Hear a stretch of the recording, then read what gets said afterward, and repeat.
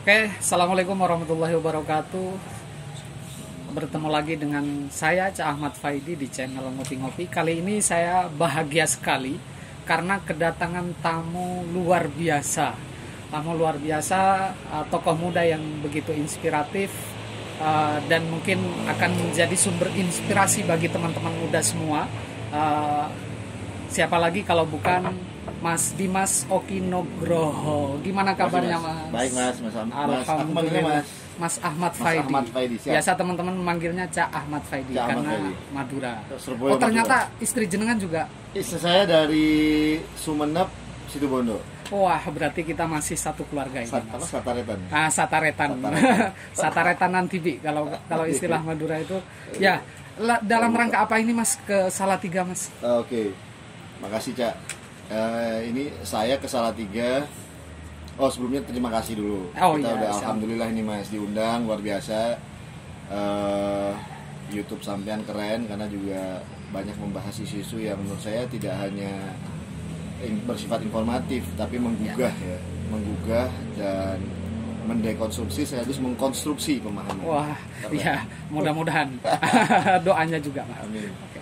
Nah, saya ke Salatiga ini kemarin kebetulan ingin bertemu dengan anak-anak muda di Salatiga, Mas. Karena kita punya program kolaborasi positif namanya. Oh iya. Itu semacam sharing session, ketemu dengan anak-anak muda di berbagai kota. Oke. Nah, alhamdulillah ini Salatiga ini kota yang memang sudah lama kita ingin kemari. Oke. Jadi sebelumnya kita datang ke kota-kota yang besar, ya kan. Nah, sekarang kita melihat bahwa sesungguhnya kita ingin mencari sebuah kota yang sesungguhnya menjadi hub bagi berbagai kota lainnya, dan sesungguhnya mereka yang sesungguhnya menyambungkan berbagai inspirasi dan kreativitas dari anak muda di sekitar kota-kota tadi. Oke. Salatiga tempat yang tepat. Oke. Gini, Mas. Siap. Saya lihat itu jenengan itu memang sosok yang muda yang begitu inspiratif. Tentu saya pengen pengalaman itu di-share untuk teman-teman muda-muda yang di sana. Artinya saya yakin bahwa apa yang jenengan dapatkan hari ini itu tidak mudah. Siap. Saya kok baca opini kemarin itu jenengan itu putra pesepak bola, tapi ternyata kok jadi politisi. Ini korelasinya ini gimana, Mas, kok? Gimana ini cerita? Saya sebenarnya bukan politisi, Mas. Saya lebih suka disebut ya aktivis sih. Oh, aktivis ya. Aktivis, ya. Tapi memang saya concern dengan yang namanya political movement dan political development lah. Oke. Demokrasi development, demokrasi institutionalization. Nah, saya dari keluarga yang sebenarnya backgroundnya orang tua itu pesepak bola, tapi sangat concern dan aware dengan perbincangan yang kaitannya dengan hal yang sifatnya publik. Oh, berarti memang dari situ sudah tertanam. Sudah. Ke arah Saya ingat banget tuh dari kecil gitu ya? saya diajak diskusi oleh orang tua saya, oleh ayah saya. Dan ayah saya itu suka memang membaca perkembangan sosial politik, lalu kemudian tentang international politics. Oke. Jadi medianya dari dulu Kompas, majalah Tempo, dan kita selalu tuh dari kecil saya ingat banget kita diskusi-diskusi yang kaitannya dengan pemimpin-pemimpin nasional kita. Oke. Nah, lalu kemudian itu memberikan inspirasi sih bagi saya satu sisi bagaimana seharusnya pemimpin dan seharusnya masyarakat itu dikelola. Oke. Tapi di saat yang sama saya juga pernah Mas terjun menjadi olahragawan. Oh. Jadi saya SD itu sempat terpilih menjadi pemain sepak bola di kota tersebut. Dulu waktu saya kecil di Sumatera Utara. Lalu kemudian di sana saya sempat menjadi menjadi kapten lah waktu itu. Dan saya diajarkan tentang sportivitas, sesuatu yang menurut saya di politik sangat diperlukan gitu, sangat dibutuhkan gitu. Tapi saya nggak melanjutkan karir sepak bola saya secara profesional karena ayah saya bilang, kamu yakin mau jadi pemain bola profesional? Gitu. Saya bilang, atau mau belajar bener? Saya bilang, ya udah saya belajar bener aja. Akhirnya saya waktu itu meninggalkan kesempatan untuk menjadi pemain bola profesional. Dan akhirnya memilih hijrah ke political activism. Ke Surabaya. Saya kemudian pulang. Saya di Surabaya itu adalah ini saya background keluarga saya Jawa Timur di Surabaya. Saya kemudian kuliah di Universitas Airlangga Surabaya. Lalu saya terjunlah menjadi aktivis di situ. Aktivis. Dari presiden mahasiswa pertama di UNER waktu dulu. Wah, itu berarti termasuk 98. Aktivis yang cukup militan bisa dikatakan. Wah, dulu luar biasa Mas. Waktu 98 itu memang anak muda, isunya adalah bagaimana membangun sebuah perlawanan terhadap pemerintahan yang otoriter saat itu. Zaman-zaman tahun 98 ya. 97, 98 itu. 99. Oke, Mas. Saya pengen tahu, Mas. Siap. Kan jenengan aktivis. Saat itu EPK jenengan berapa toh, Mas? Nah, itu dia. Semester 1 IPK saya drop 1, terus semester 2 lebih drop lagi. Oke. Nah, lalu kemudian saya berpikir bahwa saya nggak bisa kayak gini. Kalau saya pengen serius, saya bukan siapa-siapa, saya bukan anaknya siapa-siapa, saya bukan darah biru. Maka saya pikir satu-satunya kesempatan bagi saya untuk maju adalah melalui education. Berarti untuk teman-teman aktivis juga ini, betul, pesannya itu juga bahwa meskipun IPK itu bukan yang utama tapi harus juga dipikirkan ya, terutama untuk aktivis-aktivis yang selalu terlambat ini. Biasanya kan identik kalau aktivis itu kuliahnya lama. Itu saya bilang aktivis yang romantis, Mas. Oh, gimana itu istilahnya? Aktivis yang romantis itu mungkin merasa bahwa sentrumnya adalah mereka. Jadi dunia itu sentrumnya adalah mereka. Aktivisme itu sesungguhnya mereka merepresentasikan perjuangan. Itu benar aja, boleh. Perjuangan dari idealisme, nilai-nilai kebajikan. Tapi kemudian mereka harus berpikir yang namanya post aktivis kayak apa. Jadi sustainability-nya bagaimana. Itu keberlanjutan mereka supaya mereka tetap eksis memperjuangkan idealisme yang mereka perjuangkan, yang mereka agungkan tadi. Kalau tidak ya mereka di end, finish. Nah, saya berpikir sustainability tadi. Satu kesempatan adalah saya harus sekolah lagi, saya harus mencari beasiswa, dan itu artinya IPK harus standar. Jadi yang saya kejar akhirnya di the rest of the semester saya kejar. Nah, ini IPK yang jarang, Mas. Yang jarang di dunia aktivis kita itu kadang mereka itu tidak berpikir sampai sekomplit itu. Mereka berpikir bahwa di kader di salah satu organisasi ekstra misalnya tanpa memperdulikan dunia pendidikan dan lain sebagainya, itu seakan-akan langsung bisa menjadi tiket besar untuk ke Jakarta misalnya. Padahal itu tidak bisa secara mudah tuh ya, Mas. Karena memang ini satu hal sih. Jadi rata-rata aktivis di zaman saya. Tapi mungkin juga zaman sekarang. Jadi jangan sampai kemudian kita terbatasi social capital kita, jaringan social network kita hanya kepada orang-orang yang memang sama dengan kita. Satu atap dengan kita, satu organisasi dengan kita. Fine, kita berorganisasi, tapi bagaimana caranya kita juga mampu membangun jaringan, koneksitas dengan masyarakat yang lain. Itulah poinnya kerjasama itu, Mas. Dan itu memperkaya khazanah dan pemikiran, tapi sekaligus mentality, dan juga memungkinkan kita untuk membuka ruang-ruang skill yang mampu meningkatkan kapasitas kita, Mas. Selanjutnya begini, Mas. Terutama untuk masa depan kita lah, masa depan terutama aktivis pemuda ini, memang kaderisasi dari organisasi-organisasi ekstra di kampus sekarang itu seakan-akan, bahkan dengan sistem politik yang baru ini, mungkin saya juga nanya ke beliau itu sebagai aktivis yang juga paham di situasi politik nasional di Jakarta bagaimana. Misalnya gejala akhir-akhir ini situasi politik kita misalnya yang seringkali tanpa mengambil tanpa mengambil kader dari bawah yang sudah di kader dari bawah, tetapi milih yang popularitas langsung kemudian diajukan. Itu gimana untuk prospek kaderisasi, misalnya kayak teman-teman yang berproses dari bawah, benar-benar berdarah, akhirnya tidak dapat panggung misalnya. Itu gimana, Mas, menurut jenengan? Jadi gini, Mas, kalau dalam pertarungan tanda kutip hukum rimba, maka kita kenal yang namanya survival for the fittest. Itu kalau kata Darwin, istilahnya kalau kita itu namanya Darwinisme politik. Jadi ya siapa yang paling kuat, siapa yang paling hebat, maka dia yang akan bertahan, dia yang akan survive. Tapi dalam konteks politik as a common goods, dalam namanya republikanisme, which is itu Indonesia memahami itu dan menjalankan itu semestinya. Dan demokrasi yang berdasarkan merit, bukan berdasarkan transaksional dan bukan berdasarkan nilai-nilai yang sifatnya real politics atau real power, tapi harus idealisme dan kemaslahatan bersama, maka itu tidak dibenarkan. Jadi harus ada sistem yang memastikan bahwa setiap orang itu bisa kuat, setiap orang itu bisa hebat, dan lalu kemudian ada sebuah mekanisme yang sistematik dan sistemik yang memungkinkan setiap orang itu akan punya kesempatan untuk maju dan tampil memimpin. Tapi harus based on meritokratik, harus berdasarkan prestasi, integritas, kapasitas. Bukan gara-gara dia anaknya siapa, atau dia kemudian ayahnya pengusaha atau politisi atau segala macam. Fine, memang mungkin mereka punya jalan ke arah sana.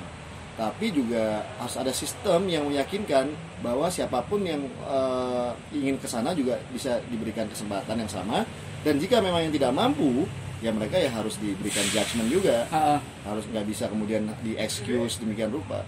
Itu harus bersamaan juga dengan sistem hukum yang memang fair. Nah, itu juga harus. Jadi jangan ada impunity, jangan ada setiap orang yang mungkin dia anaknya siapa, dia diistimewakan, lalu kemudian yang lainnya tidak misalnya. Sebenarnya menurut Mas Dimas ini itu persoalan sistem atau masyarakat kita yang belum mungkin bisa dikatakan lebih gagap politik.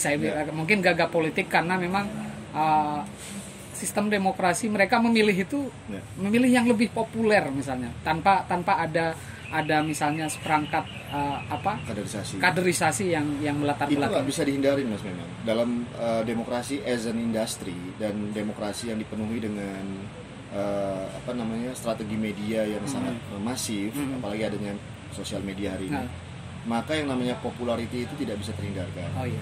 Problemnya sekarang bagaimana orang-orang yang merasa atau memiliki popularitas ini itu harus diberikan pembobotan. Jadi 3 hal aja sih syarat besarnya. Pertama, mereka harus punya kapasitas. Ya kan? Lalu mereka harus punya integritas. Budi pekerti, karakter, jati diri dan seterusnya. Yang ketiga, mereka harus punya loyalitas, Mas. Loyalitas terhadap bangsa negaranya, loyalitas terhadap orang-orang atau nilai-nilai virtu yang mampu membuat mereka menjadi besar.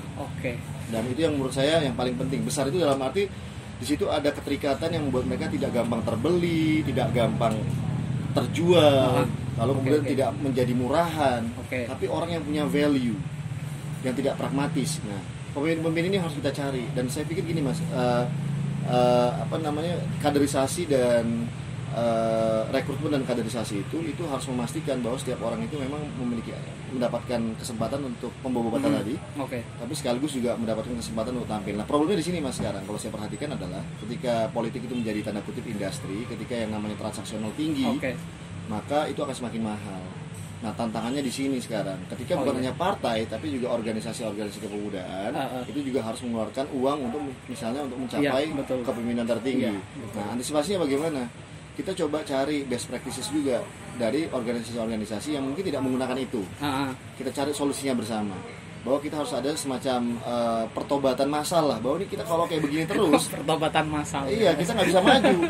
Karena kalau misalnya ketika sistem demokrasi tanda kutip hanya difasilitasi, hanya dimungkinkan hanya untuk orang-orang yang berduit misalnya, tampil, ya kualitas demokrasi akan rendah. Lalu kemaslahatan rakyat akan semakin ditinggalkan. Demokrasi semakin nggak ada inti, kedaulatan untuk membayar biaya yang mahal itu tadi. Gitu. Wah, saya sebenarnya pengen berlama-lama sama Mas Dimas ini. Terutama mengobrolkan, tapi biar kita tidak terlalu terjebak pada dunia politik ya. Mungkin saya pengen mengulik lebih dalam lagi sebenarnya satu sisi yang menurut Mas Dimas dari Mas Dimas sendiri yang belum diketahui orang itu apa? Yang belum terpublish lah selama ini. Yang belum terpublish Mas. Apa ya? Saya suka olahraga sih yang paling pasti. Jadi olahraga aktivis, wartawan, media, mantan jurnalis. Ya, mantan jurnalis, terus mantan bankir. Politisi juga bisa dikatakan politisi. Saya dulu pernah di Bank Syariah Mandiri. Juga saya baca seniman juga. Seniman, nah itu dia. Saya pengen jadi seniman, bener. Tapi saya gagal. Kok bisa gagal? Jadi dulu saya main gitar, pengen main gitar, les gitar, tapi dilarang sama ayah saya dulu. Wah, kenapa kok bisa dia lebih rekomen saya, udah kamu mau olahraga aja deh. Dia mungkin takut kalau saya ikut buat grup band. Oh iya, karena mungkin seniman itu dalam tanda kutip identik sama seolah-olah itu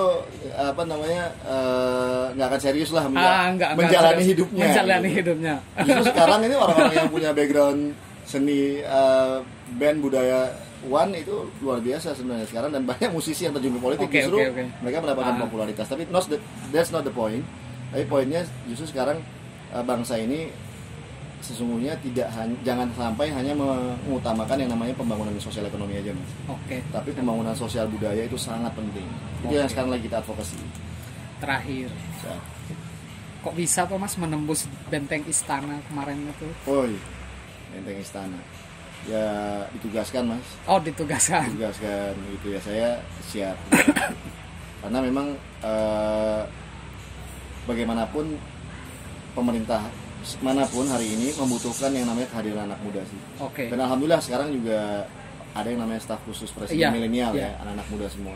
Kita doakan mereka bisa perform jalankan tugasnya mewakili anak muda, karena bagaimanapun anak muda hari ini adalah jembatan menuju transformasi sosial, ekonomi dan politik bangsa ini ke depan. Jadi kita lihat bahwa sejauh mana mereka harus mampu mendengar suara-suara dari masyarakat, khususnya dari kalangan anak muda. Karena presiden kan pengennya justru memudahkan Indonesia, tanda kutip, supaya birokrasinya tambah baik, pelayanan publik tambah baik, kebijakannya tambah adaptif terhadap perubahan. Nah, itu yang dibutuhkan dari mereka lah, sesungguhnya bisa mendapatkan masukan-masukan. Artinya ini satu kesempatan baru untuk pemuda ya. Untuk pemuda biar lebih aktif terlibat di dunia politik dan lain sebagainya, bisa atau di dalam juga, politik sosial dan seperti ini juga bisa mendapatkan aspirasi, bisa memberikan aspirasi dan inspirasi sekaligus kepada para pengambil kebijakan. Betul. Sekarang banyak loh Mas, dari anggota legislatif, anggota eksekutif itu juga banyak anak muda, karena sudah wayai Mas. Jumlah populasi anak muda itu tinggi banget hari ini. Wes wayahe cari orang-orang Jawa itu wes wayahe. Dan jumlahnya besar banget kalau misalnya dihitung dari generasi X, generasi Y dan generasi Z secara bersamaan nih. Itu kurang lebih hampir 60% lebih Mas dari jumlah penduduk populasi. Berarti ini sudah mulai memasuki yang namanya bonus demografi itu mungkin ya? Sudah Mas, sudah masuk bonus demografi. Nah, tantangannya adalah bagaimana anak-anak muda atau orang-orang yang di usia produktif ini itu harus punya skill Mas. Yang kuat, edukasi yang kuat. Tapi lagi-lagi kalau menurut saya, sepintar apapun Anda, sehebat apapun Anda, jika integritinya kurang, ya, jika budi pekertinya lemah, jika endurance daya tahannya lemah, maka jika kemampuan untuk membuka diri terhadap berbagai jaringan, membuat diri mereka menjadi inklusif, ya, itu menurut saya akan susah berkembang. Jadi semua bangsa rata-rata yang maju itu mereka mampu menyeimbangkan ini Mas. Jadi antara capacity dan integrity ini berjalan seimbang. Itu yang kemudian menjadi bangsa maju dan besar. Biar tidak terkesan hanya pintar tetapi tidak culun. Pintar tidak pintar katanya. Pintar tapi nggak pintar. Pintar tapi nggak pintar gitu. Jadi cerdas secara intelektual tapi budi pekertinya minim misalnya. Atau gagal beradaptasi akhirnya. Gagal beradaptasi. Mas, karena kita dikejar waktu juga. Karena bukan waktu saya ya. Tentu waktunya Mas Dimas ini cukup padat. Nanti kita akan diskusi juga tentang organisasi kepemudaan. Mudah-mudahan kehadiran Mas Dimas ini memberikan inspirasi terutama bagi teman-teman muda yang lagi berjuang berdarah-darah di sana, memasuki ruang-ruang kaderisasi. Percayalah bahwa yang namanya hasil tidak akan mengkhianati usaha. Nah, itu poinnya. Jadi mungkin Anda pasti akan muncul. Sebenarnya saya masih pengen lama-lama ngobrol sama Mas Dimas ini. Orang-orang seperti beliau ini harus terus diulik biar keluar, biar jadi inspirasi untuk teman-teman muda. Terima kasih Mas Dimas. Sampai ketemu lagi di lain kesempatan. Mungkin sampai di sini dulu. Mudah-mudahan di lain kesempatan Mas Dimas juga ke Salatiga. Mudah-mudahan jadi inspirasi buat teman-teman. Wallahul muwaffiq ila aqwamit thoriq. Wassalamualaikum warahmatullahi wabarakatuh. Mantap.